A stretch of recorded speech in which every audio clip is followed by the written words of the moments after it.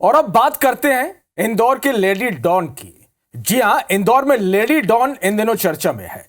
लोहा व्यापारी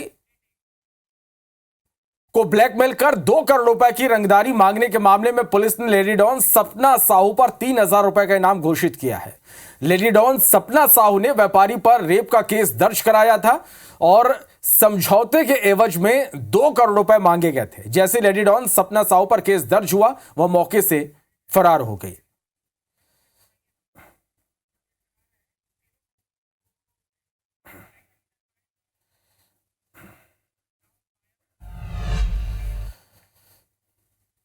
तो मिनी मुंबई के नाम से मशहूर इंदौर में बनियाइन चोर गिरोह ने आतंक यहां पर मचा रखा है। चोरों ने बाईपास के पास कई कॉलोनियों में धावा बोला। चोरों की तस्वीर सीसीटीवी कैमरे में कैद हुई है। पुलिस ने मामला दर्ज कर लिया और चोरों की तलाश शुरू कर दी गई है। तो बनियाइन चोर गिरोह का यह आतंक देखिए, कई घरों को इन्होंने निशाना बनाया है। तो सीसीटीवी में चोरी की यह वारदात कैद हुई है। पुलिस ने अब चोरों की तलाश शुरू कर दी है। यह तस्वीरें भी आप देखिए कि किस तरह से चोरों का आतंक यहां पर देखने को मिल रहा है। बनियाइन चोर गिरोह जिसका आतंक इन दिनों इंदौर में है।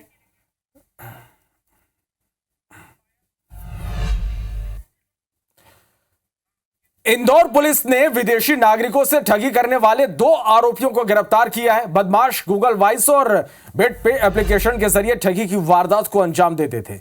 विदेशी नागरिकों को लोन दिलाने के नाम पर धोखाधड़ी करते थे। पुलिस ने आरोपी राहुल मौली और अजय तोमर को गिरफ्तार कर लिया है। आरोपियों से 4 मोबाइल फोन भी बरामद किया गया है।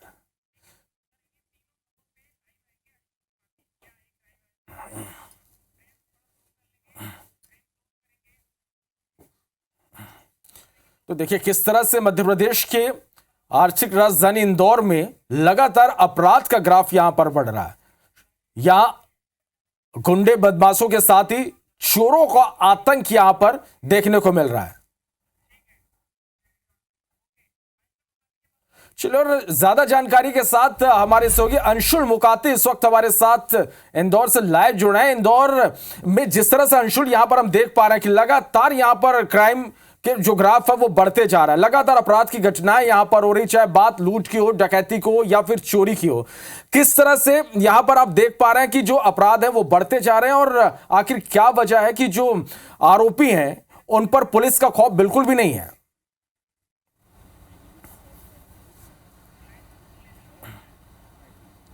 जी बिल्कुल, आपको बता दूं कि लगातार पुलिस यह ज़रूर कहती आती है कि हम देर रात तक गश्त कर रहे हैं, पुलिस की देर रात तक सख्ती है, लेकिन कहीं ना कहीं जिस प्रकार के फुटेज जो सामने आ रहे हैं, जिस प्रकार की घटनाएं जो सामने आ रही है, उससे एक बात तो साफ हो रही है कि चोरों में कहीं ना कहीं बदमाशों में पुलिस का खौफ जो है वो खत्म होता जा रहा है।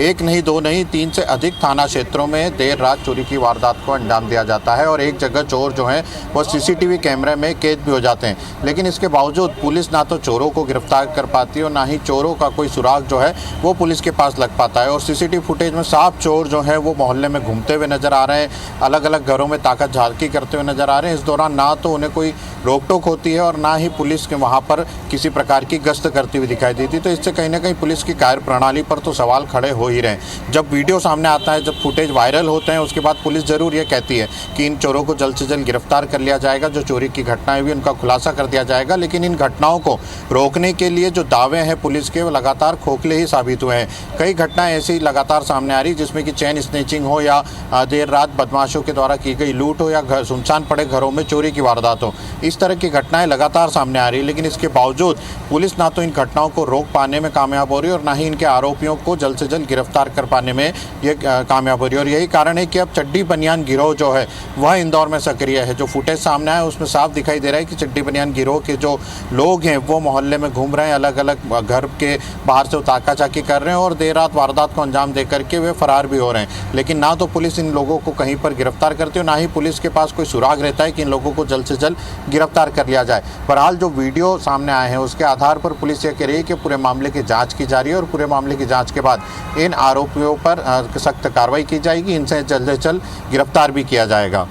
चलिए अंशुल, तो देखना होगा कि आखिर पुलिस आरोपियों तक कब तक पहुंच पाती है और कब तक ये जो आरोपी हैं वो सलाखों के पीछे होते हैं। बहुत शुक्रिया आपका इस पूरी जानकारी के लिए।